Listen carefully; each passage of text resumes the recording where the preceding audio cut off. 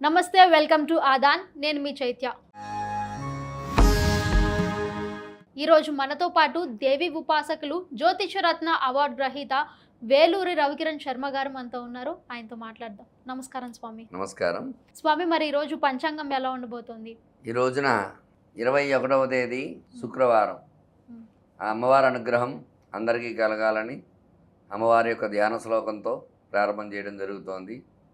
అరుణాం కరుణాం దరంగదాక్షీం ధృతపాశాంకుశపుష్పబాణచాపాం అనిమాదిభిరావృతాం మయూఖైః అహమిత్యేవ విభావయే భవానీ. శ్రీమాత్రే నమః. ఈరోజు శుక్రవారము, శ్రీ క్రోధీ నామ సంవత్సరము, ఉత్తరాయణము, గ్రీష్మ ఋతువు, జ్యేష్ఠమాసము, శుక్లపక్షము, తిథి చతుర్దశి తిథి ఉదయం 6:35 వరకు ఉంది. తదుపరి పౌర్ణమి తిథి. అలాగే ఈరోజు నక్షత్రము జ్యేష్ఠ నక్షత్రం.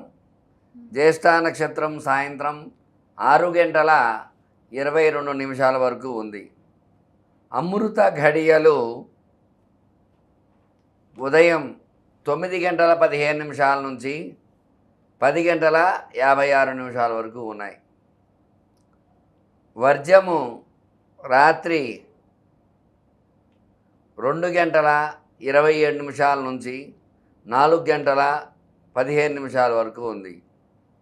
దుర్ముహూర్తము ఉదయం 8:05 నుంచి 8:56 వరకు ఉంది. పునర్దుర్ముహూర్తము మధ్యాహ్నం 12:26 నుంచి 1:20 వరకు ఉంది. రాహుకాలము ఉదయం 10:30 నుంచి 12 వరకు ఉంది. యమగండము మధ్యాహ్నం 3 గంటల నుంచి 4:30 వరకు ఉంది. గుళిక కాలము ఉదయం 7:30 నుంచి 9 గంటల వరకు ఉన్నదన్నమాట.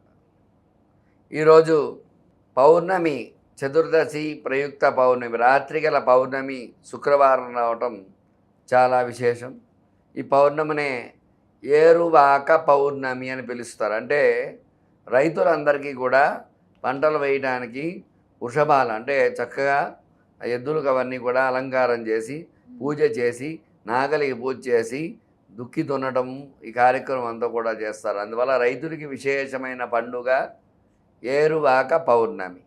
అటువంటి పౌర్ణమి విశేషమైన పర్వదినంగా ఈరోజు చెప్పవచ్చు అన్నమాట. అలాగే సూర్యోదయం ఈ రోజున ఉదయం 5:22 సూర్యోదయం అవుతోంది. సూర్యాస్తమయం 6:33 వరకు సూర్యాస్తమయం అవుతుంది అన్నమాట. అలాగే శుక్రవారం అవడం వల్ల ఈ రోజున విశేషముగా అమ్మవారి ఆరాధన ఎవరైతే చేస్తూ ఉంటారో వాళ్ళందరికీ కూడా అమ్మవారి అనుగ్రహం కలుగుతుందన్నమాట. మరి ఈరోజు ద్వాదశ రాశి ఫలాలు ఎలా ఉండబోతున్నాయి గురువుగారు? ముందుగా మేషరాశి.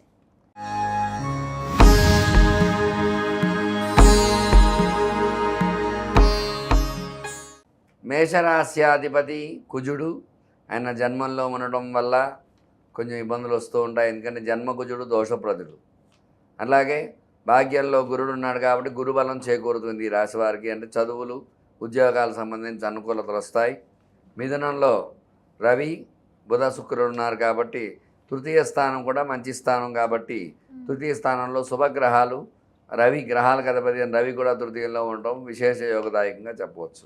అలాగే ఈ యొక్క రాశివారికి ఏకాదశంలో శని, ద్వాదశంలో రాహు సంచారం జరుగుతుంది. వ్యయ స్థానంలో రాహు సంచారం వల్ల కొన్ని చికాకులు, సమస్యలు వస్తూ ఉంటాయి.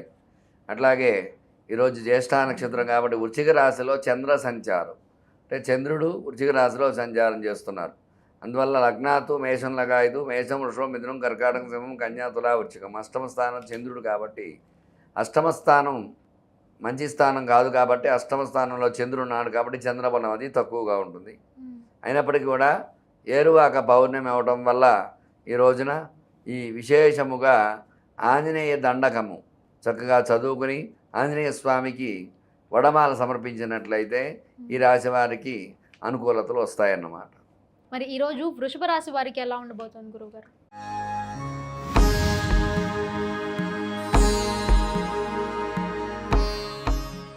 వృషభ రాశ్యాధిపతి శుక్రుడు, అలాగే జన్మంలో ఉన్నాడు. శుక్రుడు ద్వితీయంలో భాగ్యస్థానంలో ఉన్నాడు కాబట్టి జన్మగురుడు వల్ల కొన్ని ఇబ్బందులు ఉంటాయి. గురుబలం కొంచెం తక్కువగా ఉంటుంది. అయినప్పటికీ గురుడు జన్మస్థానంలో ఉంటే చదువు బాగుంటుంది. చదువు ఉద్యోగస్తులకు ఉద్యోగాలు బాగుంటాయి. భాగ్యస్థానంలో శుక్రుడు బుధుడు ఉన్నాడు అంటే బుద్ధికారకుడు బుధుడు, ఆలోచన శక్తి చక్కగా ఉంటుంది. సద్బుద్ధికారకుడు బుధుడు యోగంగా ఉన్నాడు, శుక్రుడు యోగంగా ఉన్నాడు, రవి భాగ్యంలో ఉన్నాడు. అట్లాగే ఈ యొక్క రాశి వారికి కన్యా రాశిలో కేతు సంచారం అంటే పంచమ స్థానంలో కేతు సంచారం జరుగుతుంది. అలాగే పంచమ స్థానం కూడా యోగదాయకంగా ఉంది. ఏకాదశ స్థానం యోగదాయకంగా ఉంది. ఏకాదశంలో రాహు సంచారం, దశమ కేంద్రంలో శని సంచారం యోగదాయకంగా ఉంది. అయితే ఈ రాశి వారికి మరి ఇబ్బందిగా ఉండే గ్రహం ఏమిటి అంటే ఈ వృషభ రాశి వారికి వ్యయ స్థానంలో కుజ సంచారం ఒకటే ఇబ్బందిగా ఉంది. మిగతా గ్రహాలన్నీ అనుకూలంగా ఉన్నాయి కాబట్టి ఈ యొక్క కుజుడికి పరిహారం చేసుకోవాలి. చక్కగా కుజుడి చుట్టూ ప్రదక్షిణం చేస్తూ కుజారిష్టేతు సంప్రాప్తే కుజ పూజాంచకారయేతు కుజ ధ్యానం ప్రవక్ష్యామి రోగపీడోపశాంతయే అనేటువంటి శ్లోకాన్ని పారాయణ చేస్తూ ఓం కుజాయ నమః అనుకుంటూ నవగ్రహాల్లో కుజుడికి 7 సార్లు ప్రదక్షిణం చేసి ఎర్రని పుష్పాలు సమర్పించి కందులు దానం ఇచ్చినట్లయితే ఈ రోజున కుజ బలం అది చేకూరుతుంది. తద్వారా మిగతా గ్రహాలు అనుకూలంగా ఉన్నాయి కాబట్టి అనుకూల యోగాలు వచ్చే అవకాశాలు ఉంటాయన్నమాట. మరి ఈరోజు మిథున రాశి వారికి ఎలా ఉండబోతుంది గురు?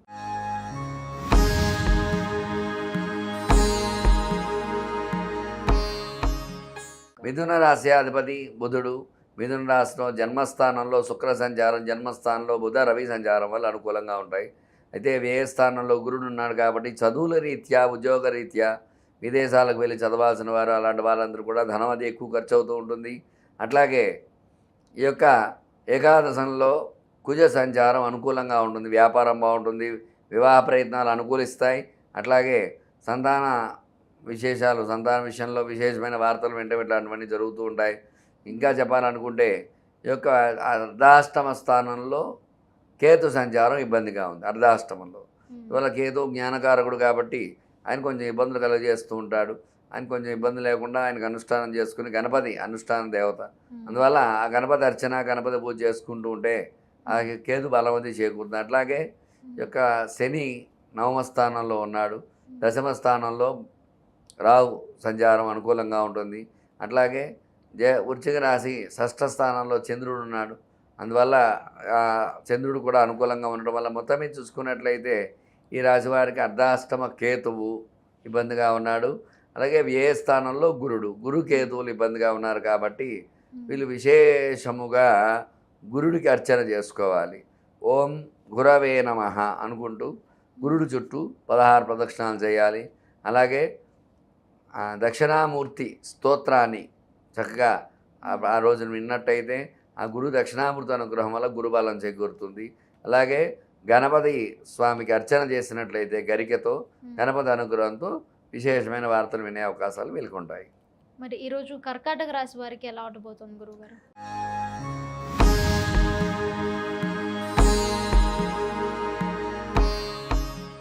కర్కాటక రాశ్యాధిపతి చంద్రుడు, ఆయన పంచమ స్థానంలో ఉన్నాడు. ఈ రాశికి పంచమ స్థానం యోగస్థానం కాబట్టి అనుకూలంగా ఉంటుంది. అట్లాగే కర్కాటక రాశికి వ్యయ స్థానంలో బుధ శుక్ర రవి సంచారం, అట్లాగే ఏకాదశ స్థానంలో గురుడు. అంటే గురుడు ఏకాదశంలో ఉంటే ఎట్లాంటి దోషాలనే పోతాయన్నమాట. గురు బలం ఎక్కువగా ఉంటుంది, తద్వారా అనుకూలతలు వచ్చే అవకాశాలు ఉంటాయి. అలాగే కేంద్రంలో కుజ సంచారం ఉంది.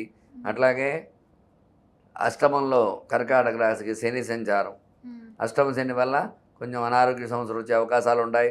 భాగ్యంలో 9వ స్థానంలో ఈ యొక్క రాహు సంచారం ఉంది, తద్వారా రాహు అనుకూలతలు బాగుంటాయి. అయితే అష్టమ శని వల్ల ఇబ్బందులు. అలాగే వ్యయ స్థానంలో బుధ శుక్ర రవి సంచారం, అంటే శుక్రుడు 12వ స్థానంలో ఉన్నప్పటికీ కూడా యోగకారంగానే చెప్పచ్చు. ఎందువల్ల అంటే వ్యయ స్థానం అయినప్పటికీ కూడా మిథునం ఆయన లగ్నంలో బుధుడు, అంటే ఆయన స్థానం స్వక్షేత్రమే కాబట్టి మిథునం అయినప్పటికీ కూడా ఈ కర్కాటక రాశికి బుధుడు మిత్రుడు, అలాగే శుక్రుడు మిత్రుడు, వీరిద్దరు మిత్రుడు. ఎందుకంటే రాశ్యాధిపతి చంద్రుడు కాబట్టి చంద్రుడికి బుధ శుక్ర రవిలు ముగ్గురు మిత్రులు అవటం వల్ల యోగాలు ఎక్కువగానే ఉంటాయి, ఇబ్బంది ఏం లేదు. అయితే ఎటు వచ్చి కూడా ఇబ్బందిగా ఉండేది శని భగవానుడే కాబట్టి ఈయన ఆ శని భగవానుడికి ఈ రోజున విశేషముగా లక్ష్మీ నృసింహ స్తోత్ర పారాయణ చేసి చక్కగా ఓం శనైశ్చరాయ నమః అనే నామాన్ని చెప్తూ 19 సార్లు శనికి ప్రదక్షిణ చేసి నువ్వులు బెల్లము నైవేద్యం పెట్టినట్లయితే శని భగవాను అనుగ్రహం కలిగి అనారోగ్య సమస్యలు రాకుండా ఉంటాయన్నమాట. మరి ఈరోజు సింహరాశి వారికి ఎలా ఉండబోతుంది గురువుగారు?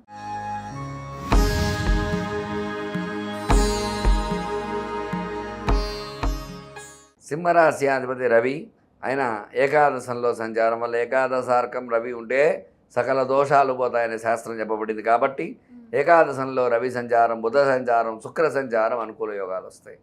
అట్లాగే దశమ కేంద్రంలో గురుడు ఉన్నాడు కాబట్టి దశమం భాగ్యస్థానం, నవమ స్థానంలో కుజ సంచారం కూడా భాగ్యస్థానం కాబట్టి అనుకూల యోగాలు వచ్చే అవకాశాలు ఉంటాయి. అయితే అష్టమ రాహు వల్ల ఇబ్బందులు ఉంటాయి ఈ రాశికి.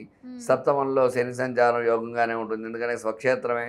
అయినప్పటికీ కూడా సింహరాశికి శనికి, సింహరాశి రవికి శనికి శత్రుత్వం ఉంది కాబట్టి సప్తమంలో శని, అష్టమంలో రాహు వల్ల ఇబ్బందులు ఉన్నాయన్నమాట.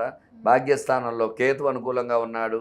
అయినప్పటికీ కూడా ఈ రాశి వారికి ముఖ్యంగా చెప్పాలంటే రాహు ఇబ్బందిగా ఉన్నాడు కాబట్టి వీళ్ళు అమ్మవారి యొక్క నామమైనటువంటి యాదేవి సర్వభూతేషు దయారూపేణ సంస్థిత నమస్తస్యై నమస్తస్యై నమస్తస్యై నమో నమః అనేటువంటి శ్లోకాన్ని చక్కగా 18 సార్లు పారాయణ చేసినట్లయితే అమ్మవారి అనుగ్రహంతో రాహు భగవాన్ అనుగ్రహం కలుగుతుంది. ఎందువల్ల అమ్మదయ్యి ఉంటే అన్నీ ఉన్నట్టు అనే సామెత ఉంది కాబట్టి అష్టమ రాహు కాబట్టి రాహు ఇబ్బంది లేకుండా ఉంటుంది కాబట్టి ఈ రాహుకి చక్కగా 18 సార్లు ప్రదక్షిణ చేసి ఓం రాహవే నమః అంటూ చక్కగా ప్రదక్షిణ చేసి మినుములు దానం ఇచ్చినట్లయితే ఆ రాహు భగవాన్ యొక్క అనుగ్రహం కలుగుతుంది. మిగతా గ్రహాలన్నీ అనుకూలంగానే ఉన్నాయి కాబట్టి ఇబ్బంది లేకుండా ఉంటుంది ఈ రాశి వారికి. మరి ఈరోజు కన్యా రాశి వారికి ఎలా ఉండబోతుంది గురుగారు?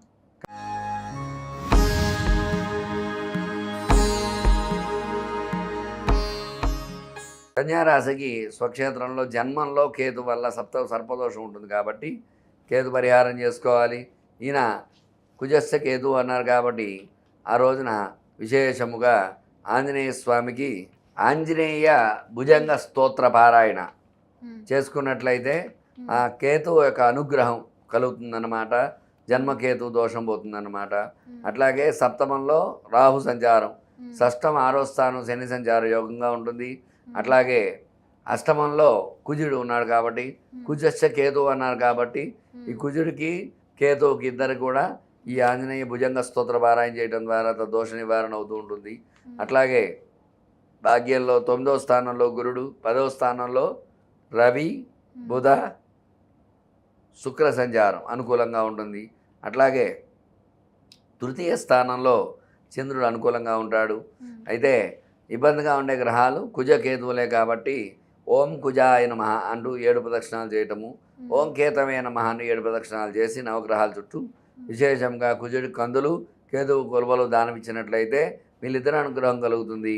అలాగే ఆ రోజున ఆంజనేయ భుజంగ స్తోత్రం పారాయణ చేసినట్లయితే ఆంజనేయ స్వామి అనుగ్రహం కలిగి ఈ గ్రహ దోషాలు నివృత్తయి అనుకున్న కార్యక్రమాలు నెరవేరడం జరుగుతుందన్నమాట. మరి ఈరోజు తులారాశి వారికి ఎలా ఉండబోతుంది గురువుగారు?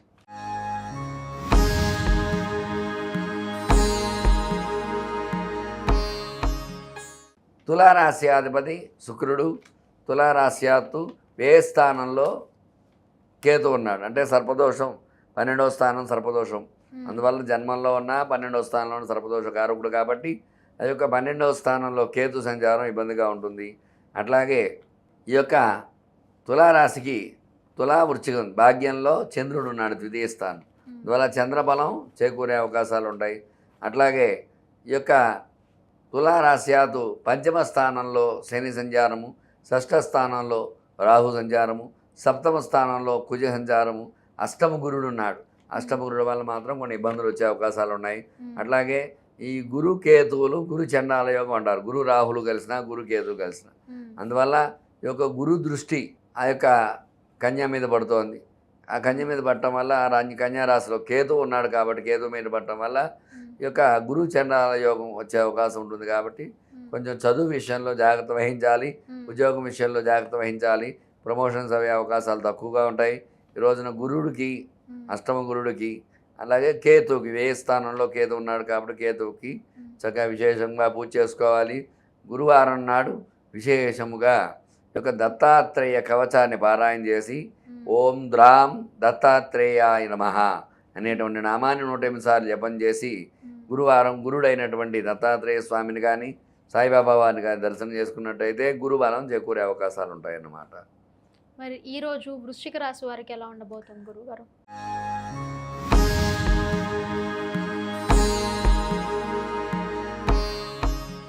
వృశ్చిక రాశి జన్మంలో చంద్రుడు ఉన్నాడు కాబట్టి జన్మచంద్రుడు దోషకారకుడు.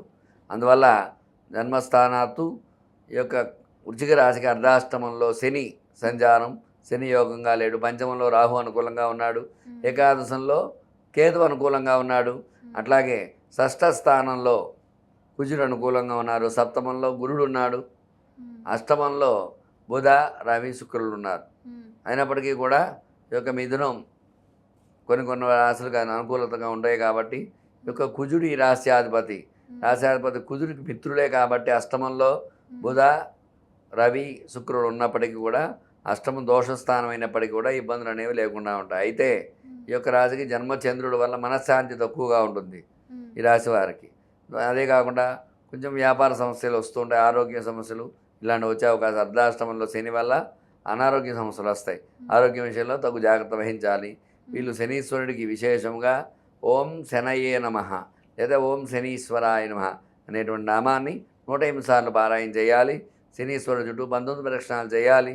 విశేషముగా ఆ రోజున రుద్రాభిషేకం చేసుకుని శనీశ్వరుడికి నువ్వులు దానం ఇచ్చినట్లయితే శని భగవాన్ అనుగ్రహం కలుగుతుందన్నమాట. మరి ఈరోజు ధనుసు రాశి వారికి ఎలా ఉండబోతుంది గురుగారు?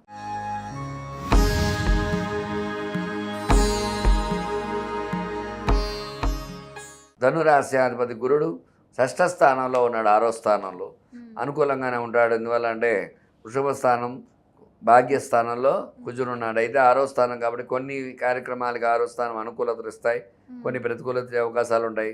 అట్లాగే తృతీయంలో శని సంచారం, అర్ధాష్టమ రాహు సంచారం, పంచమంలో కుజ సంచారం, షష్టమంలో గురు సంచారం, సప్తమంలో బుధ శుక్ర రవి సంచారము, అట్లాగే నవమ స్థానంలో భాగ్యస్థానంలో కేతు సంచారం ఇవి జరుగుతున్నాయి. అందువల్ల ఎడొచ్చి ఇది ఇబ్బందిగా ఉండే రాశులు అని ఏంటంటే అర్ధాష్టమ రాహు ఇబ్బంది కలగజేస్తాడు. తద్వారా రాహుకి అధిష్టాన దేవత దుర్గా అమ్మవారు కాబట్టి దేవీ కవచం పారాయణ చేయాలి. వీళ్ళు దేవీ కవచాన్ని విన్నా ఒకవేళ పారాయణ చేయడం తెలియని వారు దేవీ కవచం అని మనం చక్కగా ఛానల్లో నొక్కినట్లయితే ఆదాన్ ఛానల్లో, యూట్యూబ్ ఛానల్లో దేవీ కవచం అని నొక్కితే ఖచ్చితంగా అందులో మనకు వస్తుంది. ఆ యొక్క దేవీ కవచాన్ని వినాలి, పారాయణ చేయాలి. చేసి వీళ్ళు రాహు ఇబ్బందిగా ఉన్నాడు కాబట్టి రాహుకి ఓం రాహవే నమః అని 108 సార్లు పారాయణ చేసి మినుములు దానం ఇచ్చినట్లయితే ఆ రాహు భగవాన్ అనుగ్రహం కలుగుతుంది అన్నమాట. మరి ఈరోజు మకర రాశి వారికి ఎలా ఉండబోతుంది గురువు?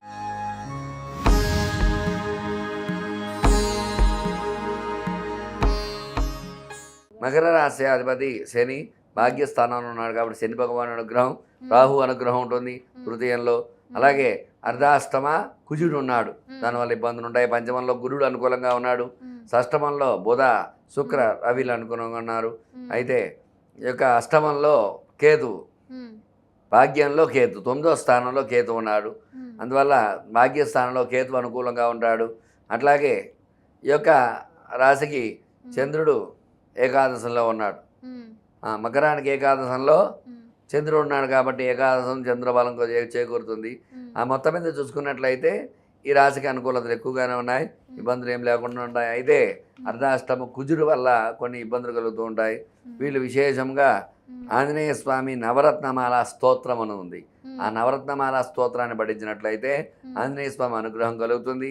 అట్లాగే కుజుడు ఇబ్బందిగా ఉన్నాడు కాబట్టి ఓం కుజాయ నమః అనేటువంటి నామాన్ని 108 సార్లు జపం చేసి కుజుడికి 7 ప్రదక్షిణాలు చేసి కందులు దానం ఇచ్చినట్లయితే కుజు దోషం తొలగి అనుకూలతలు వచ్చే అవకాశాలు ఉంటాయన్నమాట.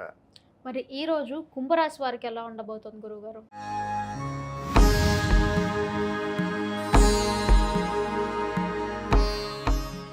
కుంభరాశ్యాధిపతి శని, జన్మ శని వల్ల కొన్ని ఇబ్బందులు ఉంటాయి. అలాగే అర్ధాష్టమ గురుడు వల్ల ఇబ్బందులు ఉంటాయి. అట్లాగే ద్వితీయ స్థానంలో భాగ్యంలో రాహు ఉన్నాడు, తృతీయంలో కుజుడు ఉన్నాడు, అట్లాగే పంచమంలో బుధ రవి శుక్రులు ఉన్నారు, అట్లాగే అష్టమ కేతు ఉన్నాడు. అష్టమంలో కేతు వల్ల కొన్ని ఇబ్బందులు వస్తూ ఉంటాయి. అలాగే జన్మ శని, అష్టమ కేతు వల్ల ఎక్కువ ఇబ్బందులు ఉన్నాయి. కాబట్టి ఈ రాశివారు ఈ శనికి కేతుకి పరిహారాలు చేసుకుంటే సరిపోతుంది. ఓం శనీశ్వరాయ అనే నామాన్ని తలవడం, అలాగే వెంకటేశ్వర దీపారాధన చేసుకున్నట్లయితే ఇంట్లో శనుడి వడపప్పు పానకం నైవేద్యం పెట్టినట్లయితే ఆ వెంకటేశ్వర స్వామి అనుగ్రహం కలుగుతుంది. ఓం శనీశ్వరాయ అంటూ 19 సార్లు ప్రదక్షిణ చేసి 108 సార్లు ఈ శనీశ్వరాయనం అనే నామాన్ని జపం చేసినట్లయితే శని భగవాన్ అనుగ్రహం కలుగుతుంది. అట్లాగే కేతువుకి అధిష్టాన దేవత గణపతి కాబట్టి ఆ గణపతికి విశేషంగా ఆ పంచరత్న స్తోత్రం ఉంది గణపతి. ఆ స్తోత్రాన్ని చక్కగా పారాయణ చేసినట్లయితే గణపతి అనుగ్రహం కలిగి కేతు అనుగ్రహం, శని అనుగ్రహం కలగడం ద్వారా అనుకూలతలు వచ్చే అవకాశాలు ఉంటాయన్నమాట. మరి మీనరాశి వారికి ఎలా ఉండబోతుంది గురుగారు ఈరోజు?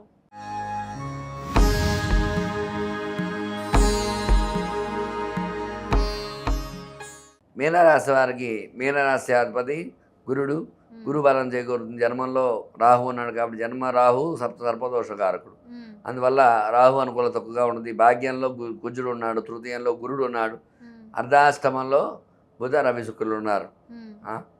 అలాగే ఈ యొక్క కేతువు సప్తమంలో ఉన్నాడు. అలాగే ఈ మీనరాశికి నవమంలో భాగ్యంలో చంద్రుడు ఉన్నాడు. అట్లాగే విశేషంగా వ్యయ స్థానంలో శని ఉన్నాడు. వీళ్ళకి ఏలినాటి శని ప్రభావం ఉంటుంది. అయితే రాహు జన్మంలో ఉండడం వల్ల కొన్ని ఇబ్బందులు వచ్చే అవకాశాలు ఉంటాయి.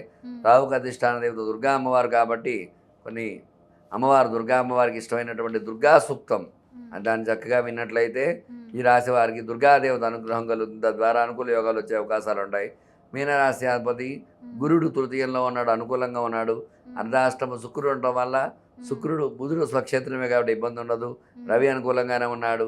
అయినప్పటికీ కూడా ఈ మీనరాశి వారికి విశేషంగా దుర్గా స్తోత్రం చక్కగా విన్నట్లయితే ఆ దుర్గా సూక్తం విశేషంగా వినడం ద్వారా దుర్గాదేవి అనుగ్రహం కలిగి చక్కగా మంచి వార్తలు వినే అవకాశం ఉంటుంది. వీళ్ళు ఓం రాహవే నమః అనే నామాన్ని చక్కగా 108 సార్లు పారాయణ చేయడము, రాహు చుట్టూ 18 దర్శనాలు చేసినట్లయితే ఆ రాహు భగవాన్ అనుగ్రహం కలత ద్వారా అనుకూలతలు వచ్చే అవకాశాలు ఉంటాయన్నమాట.